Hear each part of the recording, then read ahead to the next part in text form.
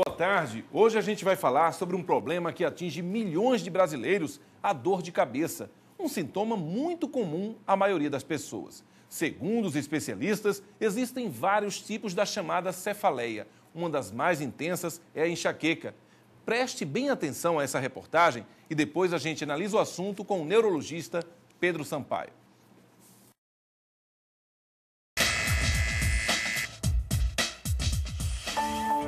Uma rotina de dor.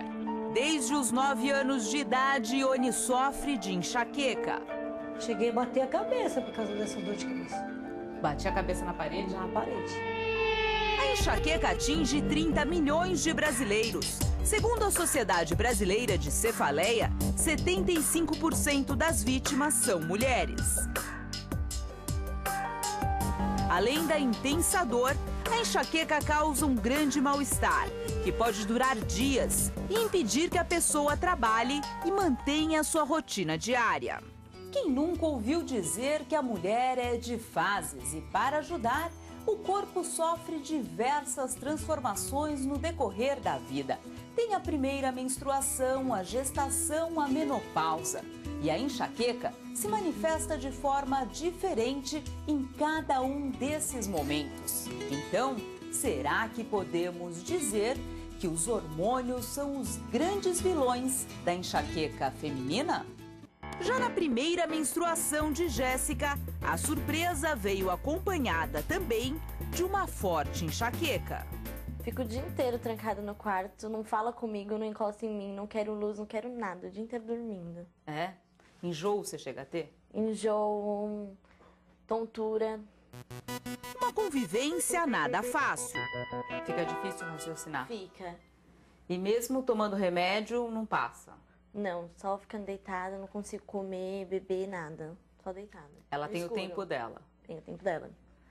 Uma dor enlouquecedora. Vontade de gritar, Nossa, mordeu o travesseiro, viu? Mordeu o travesseiro. Morde o travesseiro de dor. Mas os hormônios não são os únicos culpados. O estresse também tem seu peso. A mãe de Jéssica destaca que, sob pressão, o problema piora.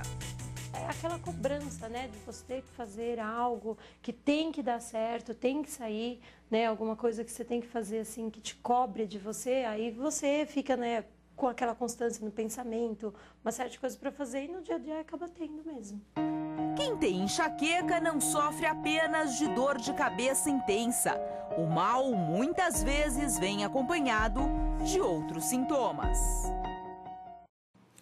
Pois é, eu imagino você em casa, se você não tem essa dor de cabeça, muita gente que você conhece certamente tem esse problema. Doutor Pedro, a gente viu aí na reportagem um fato interessante. O estresse, os hormônios femininos, a incidência em mulheres é maior. Tudo isso que foi dito realmente acontece e os hormônios têm uma grande participação, parcela nisso? Bom, primeira coisa, boa tarde a todos, boa tarde, Gamboa. Boa tarde. Na verdade, a enxaqueca, ela não é só dor, né? O cérebro, ele maneja mal determinados estímulos. Então, é uma tendência a pessoa ter dor de cabeça com um padrão específico. Então, a dor é intensa, a dor, em geral, é pulsátil, a dor, em geral, atrapalha no trabalho, ou seja, a pessoa cai a produção no trabalho. Muitas vezes vem acompanhada de náuseas, de vômitos, mas não é só isso. Associado a essas pessoas, tem algumas sensações, como ver pontos brilhando, ponto luminoso, dormência, e é uma tendência do cérebro a desencadear essa resposta dolorosa.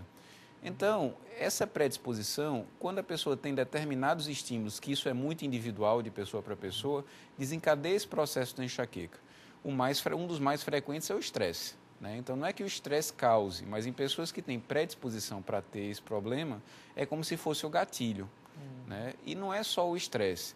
Outros gatilhos que também são comuns, mas que também dependem de pessoa para pessoa, é dormir muito, dormir pouco, né? O próprio ciclo menstrual, então, quando o estrógeno cai para a pessoa menstruar, desencadeia também o processo, não é a causa, mas é o gatilho. Entendi. Certo? E outros processos, determinados alimentos, como alguns tipos de queijo, em algumas pessoas comida chinesa, bebidas alcoólicas. Então, chega lá e dispara o processo, né? Aí, depois do processo disparado, vem aquelas sensações que eu falei, muitas vezes, e a dor, né? Mas é possível uma pessoa que normalmente tem uma dor de cabeça, a gente vai chegar nesse assunto da dor de cabeça comum, mas a pessoa tem uma dor de cabeça comum em um dia, por conta de um estresse ou uma dessas coisas que você falou, desenvolver a enxaqueca, que é um conjunto de sintomas, como você falou aí, que a pessoa teve por algum episódio no dia a dia dela. É possível isso acontecer ou a enxaqueca já é uma coisa hereditária e a pessoa que já vem com esse problema, enfim... Então, essa pergunta da dor de cabeça comum é interessante, porque quando a gente atende no ambulatório as pessoas, muitas vezes você tem que entender como era a dor de cabeça antes, se mudou, enfim. E as pessoas têm esse termo, é uma dor de cabeça comum. Só que não existe dor de cabeça comum. Né? Na verdade, não é normal a pessoa ter dor.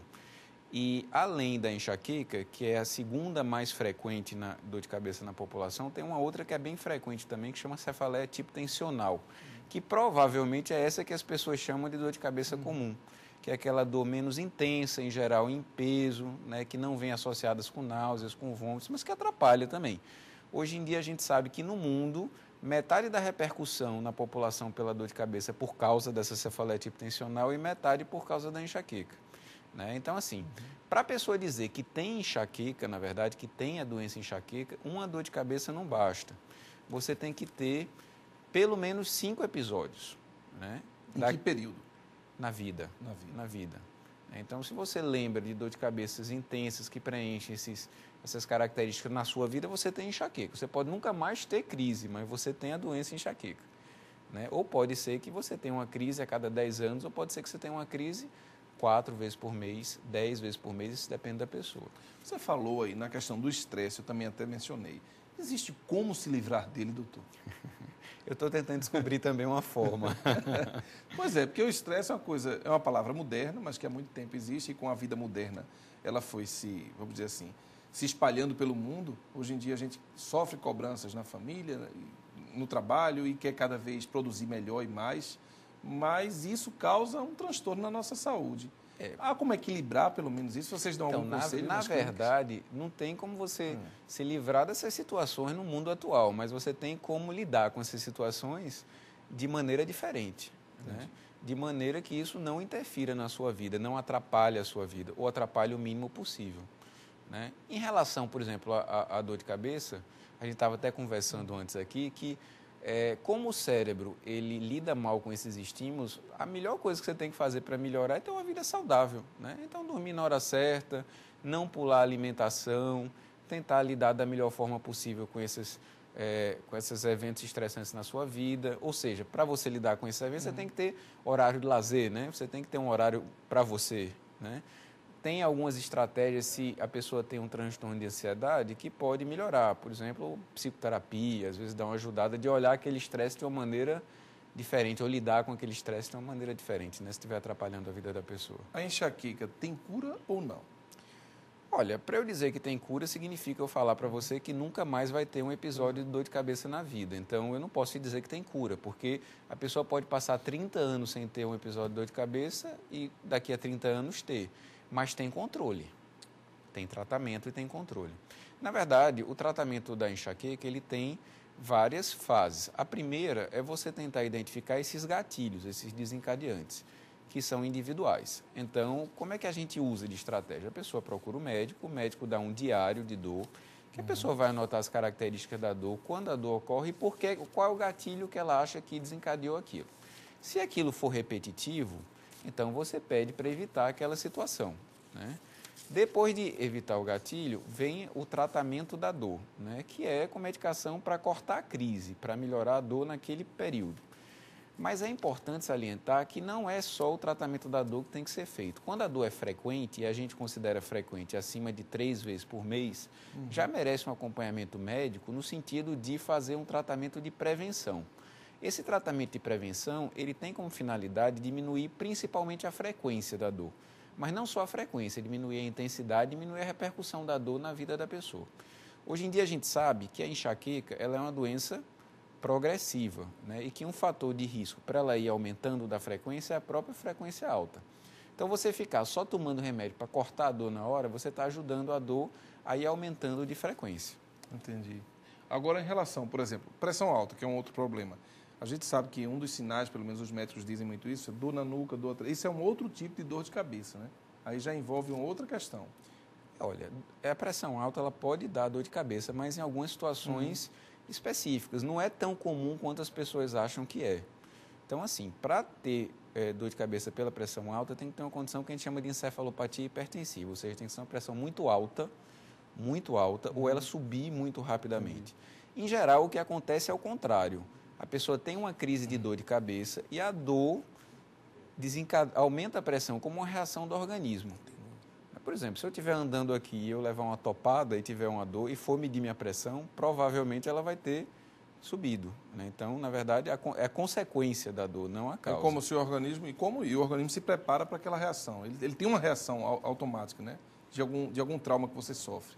Então, para você, na verdade, tudo bem, você vai lá, afere a pressão.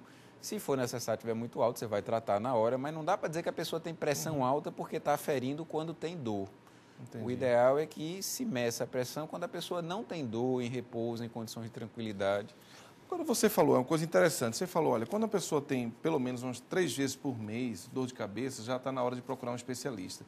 Mas aí eu vejo muita gente, quando eu falei que ia tratar esse assunto, muita gente diz, olha, eu tenho uma dor de cabeça aqui frontal, o outro diz, eu tenho aqui lateral, diz, olha, minha cabeça dói toda. Assim, existem vários tipos, como a gente já mencionou aqui, mais de 300 tipos de dores de cabeça, segundo os especialistas aí, acho que você concorda com isso. Quando é que a gente deve, de fato, se preocupar com a dor de cabeça? Quando alguma pessoa sai, faz uma farra, e aí tem uma reação porque tomou álcool, tem uma dor de cabeça, aí você, olha, você está de ressaca, você está tendo essa dor, seria considerado, entre aspas, uma dor normal, porque você fez uma agressão ao organismo? Quando é que essa dor de cabeça deve ser realmente uma causa que a gente deve ligar um sinal amarelo e dizer, olha, isso é preocupante, eu não tive nenhum dia nem estressante, minha cabeça está estourando aqui? Olha, tem algumas coisas. Primeiro, uma dor de cabeça de início recente, que tem uma frequência muito alta, é uma coisa que chama a atenção. Por exemplo, eu nunca tive dor de cabeça na vida. Então, há 3 meses eu estou tendo dor de cabeça todo dia. Isso não é normal, né? Se a dor de cabeça vier associada a outros sintomas, por exemplo, febre, perda de peso, né, tosse, outros sintomas sistêmicos, né? Se ela for uma dor de cabeça súbita, o que é uma dor de cabeça súbita? É aquela dor que eu nunca tive e de repente é muito intensa e ela atinge o pico de intensidade dela muito rapidamente. Muito rapidamente para médico significa menos de 1 minuto. Então, menos de 1 minuto ela se tornou muito forte. Isso chama a atenção. Ou a pior dor que eu tive na vida chama a atenção, né? Se a pessoa tem alguma doença outra de base, por exemplo, tem um tumor, sabe que tem um tumor em outro canto, né? Ou tem alguma deficiência de imunidade, né? Doença tipo HIV, essas coisas, começa a ter dor de cabeça, já chama a atenção também. Agora, uma dor que ela existe há 10 anos, com uma frequência que, apesar dela ser alta, ela sempre foi assim, é menos provável que seja uma doença que põe em risco a vida da pessoa. Não quer dizer que ela não precise de um tratamento e não precise de controle, porque com certeza isso está repercutindo na vida dela. Então, doutor, para a gente fechar esse primeiro bloco, pessoa que tem essa dor de cabeça, você falou, precisa procurar um especialista, procura um neurologista. E na rede pública, vai para o IMIP? Não, veja só, primeiro, é uma doença tão frequente que não necessariamente precisa ir para um especialista. Pode ser para um precisa ir para o médico, né? Eu acho que o primeiro passo, para quem tem acesso, é ir para o posto de saúde, né?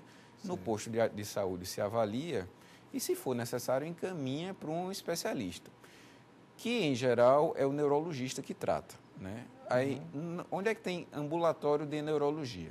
Tem no IMIP, tem no Hospital Oswaldo Cruz, tem no Hospital das Clínicas, tem no Hospital da Restauração, que eu conheço. Eu não sei se tem em algum outro serviço público, certo? E aí, dentro da neurologia, se for necessário, se for uma dor de cabeça mais complexa, se encaminha para um ambulatório específico de dor de cabeça, o neurologista. E aí, onde é que existe isso? Que eu conheça também um ambulatório específico de dor de cabeça, tem no Hospital Oswaldo Cruz, no Hospital das Clínicas e no Hospital da Restauração. Pois é, tem um assunto muito importante que você falou sobre o tratamento, mas eu quero chamar a atenção do telespectador, que depois do intervalo a gente vai falar sobre o perigo dos analgésicos. A gente vai falar sobre essa medicação que a pessoa toma sem consultar um especialista e que é muito perigosa. É só um instante.